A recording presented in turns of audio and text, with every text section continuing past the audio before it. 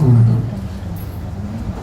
ரொம்ப பிரியமான பெயர்கள் கூடி இருக்கக்கூடிய ஒரு அவை, ரொம்ப மரியாதைக்குரிய பெயர், மரியாதைக்குரிய நீதிநாயகன் சந்திரா அவர்கள், அதே போன்று ரொம்ப மரியாதையோடு பார்க்கக்கூடிய மூத்த வழக்கறிஞர் விஜயன் அவர்கள், பதிப்பனை துறையில், நூல் விற்பனை துறையில் இது ஒரு தவம் மாதிரி செய்யணும்னு மிக அரிதான ஆட்கள்.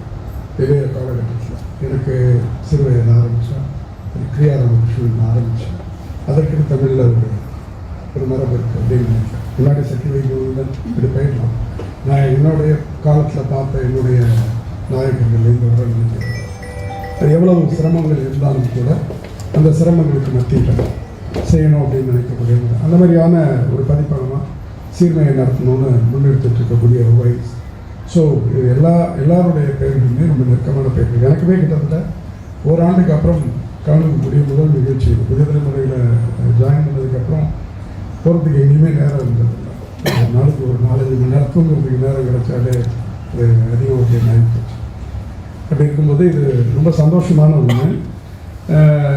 அவங்க ஷோபனா பேசும்போது சொன்னாங்க, இது முதல்ல சந்திர அவர்கள் இந்த புத்தகத்தை பேசுகிறதா இருந்துச்சு. அதுக்கப்புறம் அவர் அதை எடுத்துக்கிட்டார், இதை நான் பேச வேண்டியதாக ஆச்சு. அது யார்கிட்ட எது போகணும் அப்படிங்கிறது ஒரு கணக்கு இருக்குது. இந்த கணக்குப்படி தான் அது வந்திருக்கு அப்படின்னு நினைக்கிறேன். இந்த புத்தகம் சில ஆண்டுகளுக்கு முன்பு திரு சந்திர அவர்களோட உரையாடிட்டு இருக்கும்போது அவருடைய அலுவலகத்தில் தான் அதை எடுத்துப்போம். ஆங்கில புத்தகம் இப்போ வந்துருந்துச்சு, அதை எடுத்துகிட்டு போனேன். அப்போயும் படிச்சுட்டு எனக்கு ரொம்ப பிடிச்சிருந்துச்சு இந்த புத்தகம். அதற்கு பின்பு அவருக்கு நினைவுக்கு தெரியல, இந்த புத்தகத்தை மொழிபெயர்க்கலாமா, அறிஞரில் கொண்டு வரலாமா அப்படின்னு சொல்லி அவர் கேட்டிருந்தார். அப்போ வேற ஒரு வேலையை நான் எடுத்துட்டேன், பெரிய வேலை எடுத்துட்டேன். நேரடியாக நான் ஈடுபடக்கூடிய வேலைகள் மட்டும்தான் அறிஞரில் செய்கிறது அப்படின்னு சொல்லி ஒரு தீர்மானகரமாக தான் எடுத்துருந்தேன். அதாவது வருஷத்துக்கு ஒரு புத்தகம் ஒரு டீமாக உட்காந்து பண்ணுறது. 2017-18 மாண்புமிகு பாரத பிரதமர் நரேந்திர மோடி அவர்கள் என்னைக்கு சோழர்களை பற்றி பேச ஆரம்பிச்சாரோ அப்போயே ஒரு பதக்கம் உருவாகி முதல்ல சோழர்களை ரொம்ப எடுத்த மூடி எடுத்தாச்சு. ஸோ 2018 சோழர்களுக்கான ஆய்வு பணிகளை அந்த தொடங்கி அது ரொம்ப காலப்பொறுத்த கரெக்டாக இருக்குது. 2023 நான் கொண்டு வந்தப்போ நீ இது இப்போ சோழர்கள் பற்றி சமஸ்யாக பேசணும், ஏன் திடீர்னு ஒரு 2000 வருஷம் 1000 வருஷம் முன்னாடி போகணும்லாம் கேட்டவர்கள்லாம் அப்போயே நான் ஒரு பேட்டியோடு பேசியிருந்தேன். அப்போ புதிய தமிழ் உரையில் உள்ளார வெளியில் நூலில் பார்த்தேன், சோழர்கள் மொழியை குடி வைக்கிறார்கள். நேற்று திருப்பி அதை பேசும்போது அதோட அர்த்தம் புரிஞ்சிச்சு. ஏன்னா இல்லைன்னு சொன்னால் கங்கை வென்றவனுடைய வரலாறுங்கிறது கங்கையிலேருந்து தண்ணி கொண்டு வந்தவனுடைய வரலாறை மாற்றப்படும். நம்முடைய வரலாறை நாம் பாதுகாக்கிறதுக்கு முதல்ல நாம் ஆவணப்படுத்தி வச்சுக்க வேண்டிய அந்த பணியில் ஈடுபட்டிருந்ததுனால இதை எடுக்க முடியல. எனக்கு ரொம்ப மரியாதைக்குரிய ஒரு புத்தகமாக இருந்துச்சு. ஒரு இதெல்லாம் நான் தொடர்ந்து பயணிக்கக்கூடியவனா மிக நெருக்கமாக இந்த புத்தகத்தை ரொம்ப இன்னைக்கு கூட வரும்போது பாப்பாவுக்கு ஒரு ஸ்னாப்ஷாட் எடுத்து அனுப்புகிறேன்.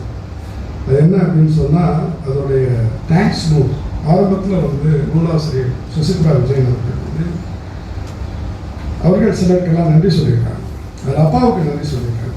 அப்பா 14 வயதாகும்போது ஒரு கட்டுரையின் வரியை எனக்கு படித்து காண்பித்தீர்கள். பெறுபவர்கள் அல்ல, கொடுப்பவர்கள் தான் இவ்வுலகின் மீதான வாரிசுரிமை உடையவர்கள் என.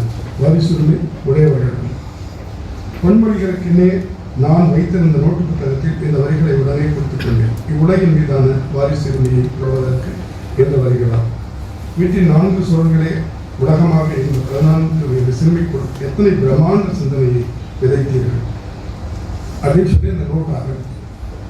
எனக்கு ஊரில் இருக்கிற வீட்டுக்கு ஒரு பேர் வைக்கணும் அப்படின்னு சொன்னப்போ நான் வச்ச பேர் அருஞ்சொலி.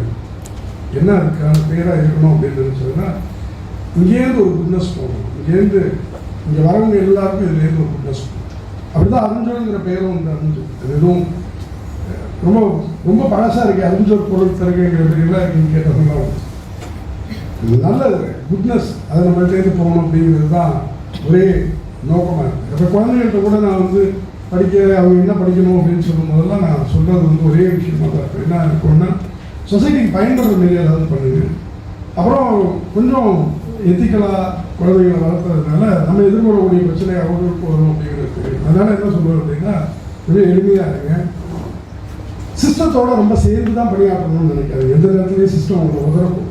அதனால நீ இண்டிபெண்டாகவும் இயங்கிறதுக்கு தயாராக இஸ்ரோவில் போய் பணியாற்றுவது தான் என்னுடைய லட்சியம் நாட்டுக்கும் மக்களுக்கும் அப்படின்னு வச்சுக்கிட்டீங்கன்னு சொன்னால் அது நமக்கு சரி வராது.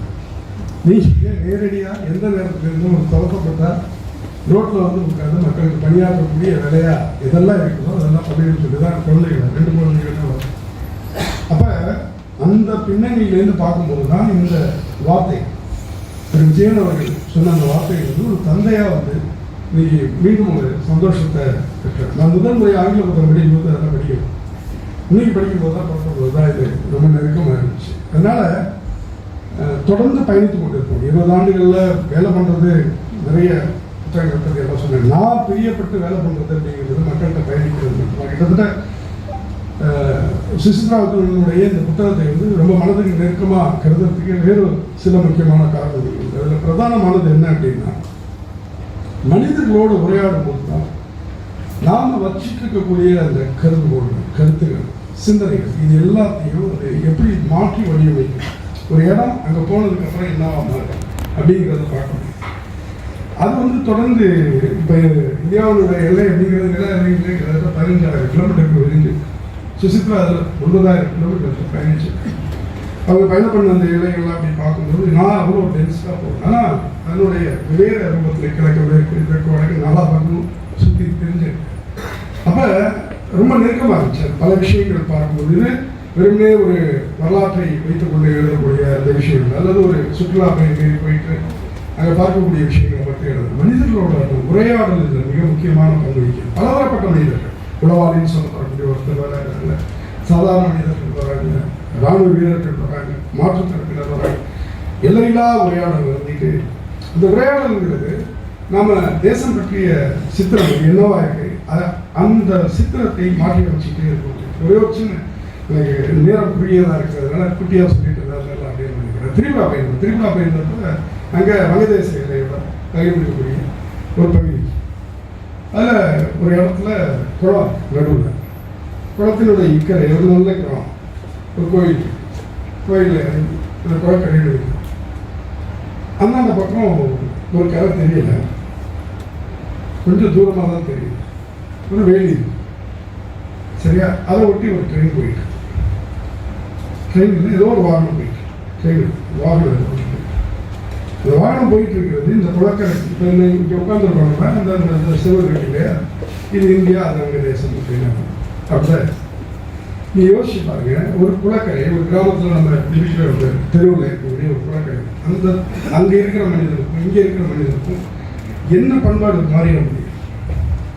அவனுடைய உணர்வுகள்லையோ அவனுடைய அன்றாட பழக்க வழக்கங்கள்லையோ அவனுடைய அன்றாட பாடு இருக்குல்ல அதுலேயோ எத்தனை விதமான மாறுதல் இருக்க முடியாது. இதுதான் யதார்த்தம். ஆனால் நாம் வச்சுட்டு இருக்கிற யதார்த்தம் இருக்குல்ல அது வந்து ஹிந்தி திரைப்படங்களில் சித்தரிக்கப்பட்ட மாரி ஒரே ரத்தம் பட்டிருந்த வேலி, அது இருந்த வேலி, அதுக்கு பின்னாடி ஒரு ராட்சச துப்பாக்கியோட வீரப்பா நிற்கக்கூடிய 2 போர் வீரர்கள். அது இல்லை, இங்கே இருக்கிறது வேற ஒன்று. நாம் வந்து என்ன பண்ணிட்டு இருக்கோம்னா திரும்ப திரும்ப திரும்ப திரும்ப ஒரு கேள்வி தான் எனக்கு அரசியல் திரும்ப திரும்ப சுற்றிக்கிட்டே இருக்கு. நாடு அப்படிங்கிறது என்ன வரைபடமா, ரத்தமும் சதையும் தொழிந்த மக்களா? இதுதான் பிரதானமான கேள்வி. மக்கள் என்பது இந்த கேள்வி எழுதிட்டோன்னு சொல்லி ஒரு பெரிய பிரச்சனை நடந்துச்சு. இது இப்போ நடந்த தாக்குதல் இல்லை, அப்போ நடந்துச்சு இல்லையா. 2019 ஒரு பெரிய தாக்குதல் நடந்து நாடு ஒரு சர்டிஃபிகேட் ஸ்ட்ரைக்கு தயாராகி கொண்டிருந்த சூழலில் ஹிந்துவில் ஒரு விழா நடந்துச்சு. இப்போது ஒரு விழா கோயம்புத்தூர் நடந்துச்சு. வாசகர்கள் கேள்வி கேட்குறாங்க, பதில் சொல்ல வேண்டிய இடத்துல நான் பேசிகிட்டு இருக்கும்போது இப்படி ஒரு தாக்குதல் இந்தியா மேலே நடத்தப்பட்டிருக்கு, நீங்கள் என்ன நினைக்கிறீங்க என்ன ஏதுன்னு சொல்கிறப்ப நான் திரும்ப அதை தான் சொன்னேன். எதிரில் ஒரு பைத்தியக்காரன் நடந்துட்டோம்னா நானும் திரும்பவும் பைத்தியக்காரனாக இருந்துக்கிறதுங்கிறது வந்து அந்த பதிலடியாக இருக்க முடியாது அப்படின்னு சொன்னப்போ சொல்லி இந்த விஷயங்கள் இருந்ததுக்கும் மரியாதைக்குரிய திரு மாலன் அவர்கள் எழுதியிருந்தேன். இப்படியெல்லாம் எழுதுறாரு பத்திரமா இவ்வளோ பத்திரம் எழுதியிருக்கீங்க, ஒரு பொது பத்திரிகையில் இப்படி எழுதலாம் அப்படின்லாம் துணிச்சு எழுது முழுநூலில் எழுதியிருந்தேன். எனக்கு அது என்ன சங்கடமாக இருந்துச்சு, மலன் போன்றவர்கள்லாம் வந்து ரொம்ப அக்கறையான மனிதாபிமானம் மிக்க ரொம்ப இணக்கமான நல்ல மனிதர்கள். அவர்கள்லாம் அவ்வளோ பிரமாதமாக பழகி மிகவும் நல்ல மரியாதை. ஆனால் அப்படிப்பட்டவர்களின் கூட இந்த தேசியவாதம் அப்படிங்கிறது என்ன மாற்றி நம் கண் முன்னால் எனக்கு நான் வந்து பல விதங்களில் வந்து ஒரு வரலாற்று மாணவனாக நரேந்திர மோடி அவர்களுக்கு நன்றி கிடந்திருக்கேன். ஏன்னா இல்லைன்னு சொன்னால் பலருடைய கண்கள் என்னுடைய கண்கள் உட்பட திறந்திருக்காங்க. உண்மையாக வந்து இந்த இந்திய நாட்டினுடைய அரசமைப்பு ஆரம்பிச்சு ஒவ்வொரு விஷயத்தையும் உள்ளபடி இது என்னவா இருக்கு. அவர் பெரிய மாற்றங்களை உருவாக்குறார், பெரிய திருத்தங்கள்லாம் உருவாக்கல. இந்த அரசமைப்பு சட்டத்தில் இருக்கிறத வச்சுக்கிட்டு என்னெல்லாம் பண்ண முடியும் அப்படிங்கிறத ஒரு கேள்வி கேட்டிருக்கோம். நாம் எவ்வளோ பாதுகாப்பான ஒரு தேசம் என்று நினைக்கக்கூடிய ஒரு விஷயத்தை நான் அதில் வந்து என்னெல்லாம் பண்ணிட முடியும் அப்படிங்கிற விஷயத்தை இந்த கடந்த 10 ஆண்டுகள் 11 ஆண்டுகள் ஒரு காட்டி இல்லைன்னு சொன்னால் நமக்கு தெரியாது. 2014 பேசும்போது காந்தியை பற்றி பேசுகிறேன். 2014 வரைக்கும் காந்தியை பற்றி எழுதும்போது கோமாளி மேல் தான் இதெல்லாம் பார்த்துருக்கேன். யார் முற்போக்கு சோக்கால் இடதுசாரிகளுக்கு காந்தியெல்லாம் வந்து வெறும் கோமாளி மேல் தெரியும். மோதி வந்ததுக்கு பிறகு அதற்கு பிறகுதான் காந்தி என்று தீவிர மன்னருக்கு தெரியாது, நேருவைக்கு தெரியாது. 1947 நடந்த கதைகள் தான் என்னவா நடந்துச்சுங்கிறது தெரியாது. இன்றைக்கு நேருவுக்கு காந்திக்கு இருக்கிற இடம் என்ன அப்படிங்கிறதும் அவரவர் பேசிய சித்தாந்தங்களுடைய உண்மையான வலு என்ன, நாம் எந்த இடத்துல தோற்றுருக்கோம், எந்த இடத்துல சறுக்கிறோம், இதெல்லாம் ஒரு தரப்பினுடைய வெற்றியா அல்லது ஒட்டுமொத்த சமூகத்தில் அடைந்திருக்கக்கூடிய ஓட்டைகளில் வெளிப்படக்கூடிய சீலும் பேருமா என்கிற இந்த கேள்வியெல்லாம் பிறந்தது. அந்த வகையில் வந்து இந்த 10 ஆண்டு காலத்தை நான் குறைத்து மதிப்பிடவில்லை. அது ஒரு எதிர்கால இந்தியாவுக்கு, எதிர்கால இந்தியாவினுடைய அரசமைப்புக்கு வலு சேர்க்கும் என்று நான் நினைக்கிறேன். இது வந்து என்ன நடந்துருக்குன்னா, நாட்டுக்கும் தனக்கும் ஒரு அர்த்தமில்லாத ஒரு கூட்டமாக இது போயிட்டு இருந்துச்சு. சிவில் சொசைட்டியோட ஆக்ஷன் எல்லாம் எப்படி இருந்துச்சுன்னா, அது உள்ளார்ந்த பிரச்சனைகளுக்குள்ளார இருந்துச்சு. அது அதிகபட்சமாக ஊழல் லஞ்சத்தை தாண்டி எல்லாம் எதுவும் பேசலை. அரசமைப்பு சட்டம் பற்றியெல்லாம் அது கவலைப்பட்டதே கிடையாது.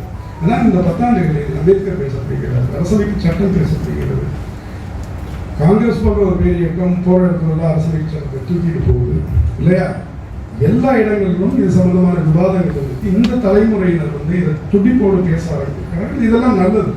ஒரு ஒரு நீண்ட கால வரலாற்று போக்குல இது எல்லாமே நல்லது. இது எல்லாமே மீண்டும் வந்து இந்தியாவை வேறு ஒரு வடிவத்தில் மீட்பிக்கும், துடிப்பாக மாற்றும், இந்த அரசமைப்பை மேலும் வலுவாக்கும் அப்படின்னு தான் நினைக்கிறேன்.